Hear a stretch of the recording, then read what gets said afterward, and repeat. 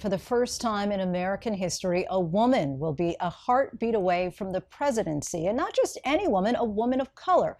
Well, this is nothing new for Kamala Harris. For most of her adult life, when barriers were broken, she was often to blame.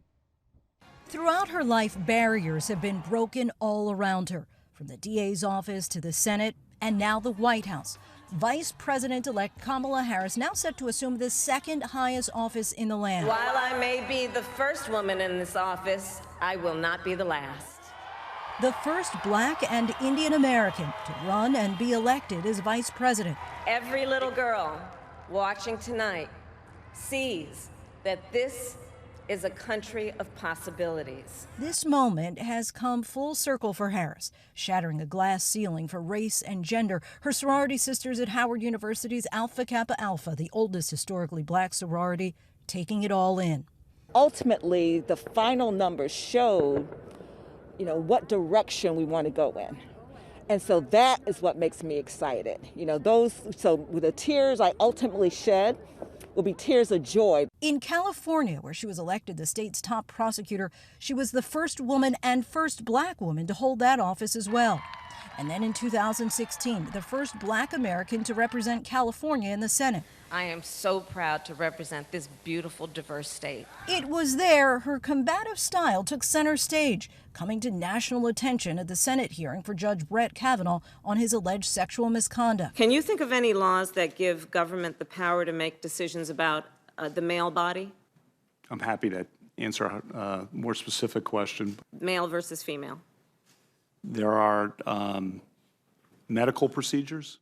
Later, showcasing her abilities in a fiery debate with Vice President Pence. Is he only going to repeal part of the Trump tax cuts? If you don't mind letting me finish, we can then have a conversation, okay? Please. Okay.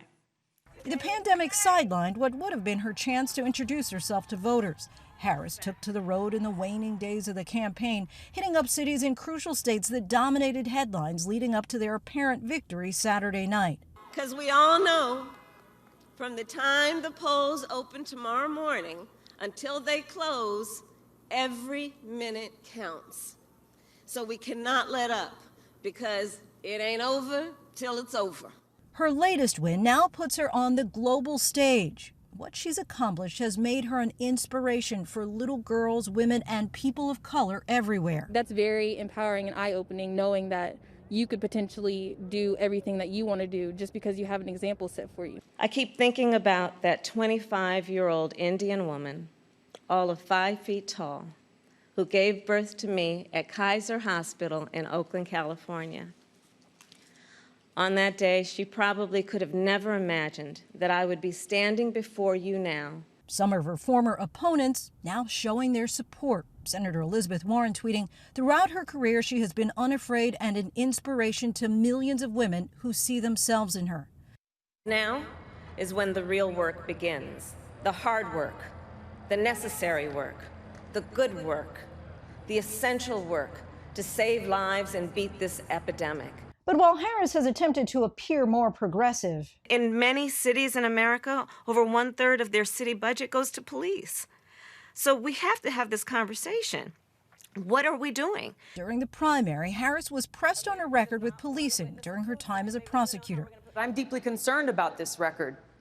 I did the work of significantly reforming the criminal justice system of a state of 40 million people, which became a national model for the work that needs to be done. And I am proud of that work. In a time when the relationship between people of color and law enforcement is under extreme scrutiny. Good Morning America's Robin Roberts spoke with Biden and Harris just after their nomination. There's also been a national conversation about policing. And you know the name that you have, Kamala, Top Cop. And the book that you wrote 10 years ago, Smart on Crime, where you concluded by saying that you wanted to see more police on the street. Do you still feel that way?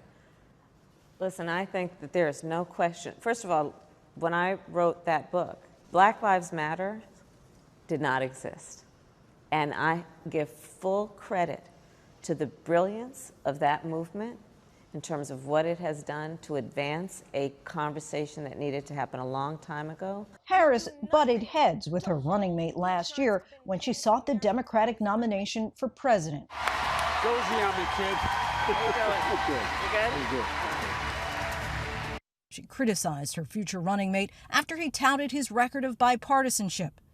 It's personal, and I was actually it was hurtful to hear you talk about the reputations of two United States senators who built their reputations and career on the segregation of race in this country. President-elect Biden will be 78 years old when he's inaugurated, the oldest president in the history of the country by 8 years, taking the title from outgoing President Donald Trump. Look, I view myself as a bridge, not as anything else. There's an entire generation of leaders you saw stand behind me.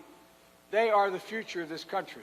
A future that will fall to young people, women, and people of color across the country. President. No, you could be president, but not right now. You have to be over the age of 35.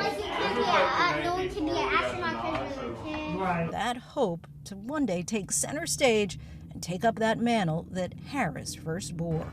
And when our very democracy was on the ballot in this election, with the very soul of America at stake, and the world watching, you ushered in a new day for America.